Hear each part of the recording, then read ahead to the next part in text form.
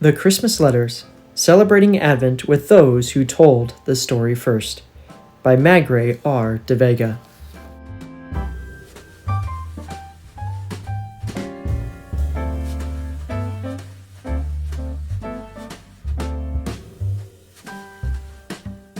Chapter 3, Fully Human, Joy in Humility, pages 95 through 98, plus this chapter's reflection questions. A Christmas Letter from God. As we wrap up this third session, ponder again everything we've discovered from Paul's beautiful letter to the Christians in Philippi. Despite being written in the most unjoyful of circumstances, the letter is filled with joyful exhortations. It reminds us that joy is possible in our lives, no matter what our situation in life is.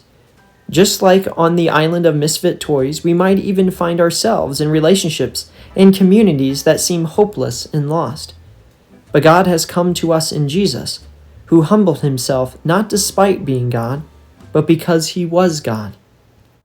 The incarnation of Jesus also models for us how we can be incarnationally present to one another, a full reflection of Christ's self-giving love in community. Empathy reminds us to be open to other people. Curiosity reminds us to be open to other perspectives. And humility reminds us all to be open to God. Finally, joy is possible even amid our fears.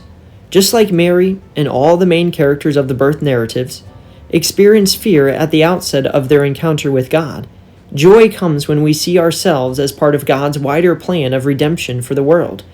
We are not alone, and we are part of a greater purpose. Giving ourselves over to God's work in service to others is a source of full, lasting joy. So with these lessons in mind, what might it look like for you to receive a special letter from your own, from the God who meets you in your situation and offers you joy? My child, I know you have difficult memories that are hard to shake. Times when you felt sorry for yourself, or hurt by others, or lost and confused about your life. You have been through times that have felt like an imprisonment, trapped in the recurring messages of heartbreak and hopelessness that you cannot seem to escape. There is a lot about humanity today that is less than the ideal that I intend for it. But no one is a lost cause forever. No one is a permanent misfit. You certainly are not. And that is all the more reason that I came to earth in Jesus. Through him you see me, and in him I fully identify with you. I became human, and I experienced everything, including death.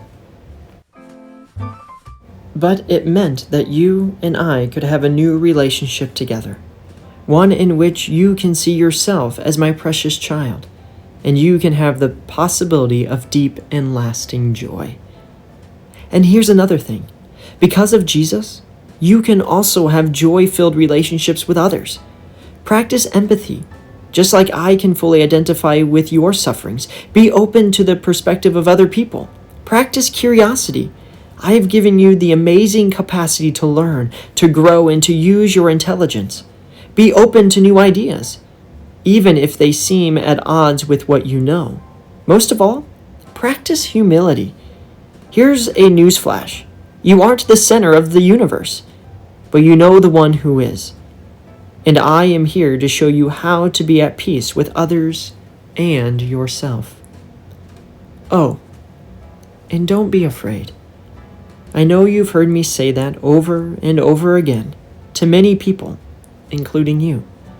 But really, put your hand in mine. Let's take a walk, one day at a time, step by step, and I'll guide you through life. Don't skip ahead of me, and don't lag behind. Just you and me, in perfect cadence. Surrender yourself in obedience to what I ask of you.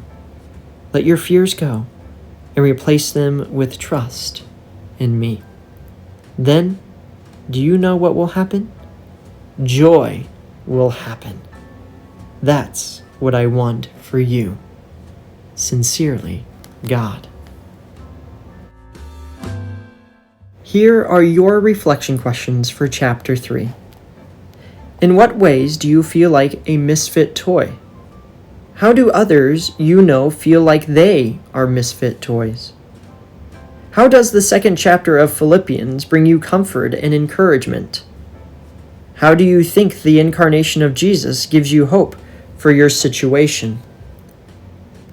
Of these three qualities, humility, curiosity, and empathy, which do you find easiest to express?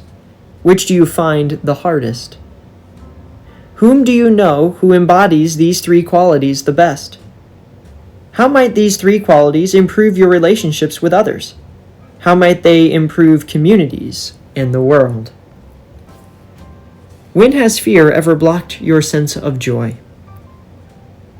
When have you experienced the joy of giving yourself in generosity to others?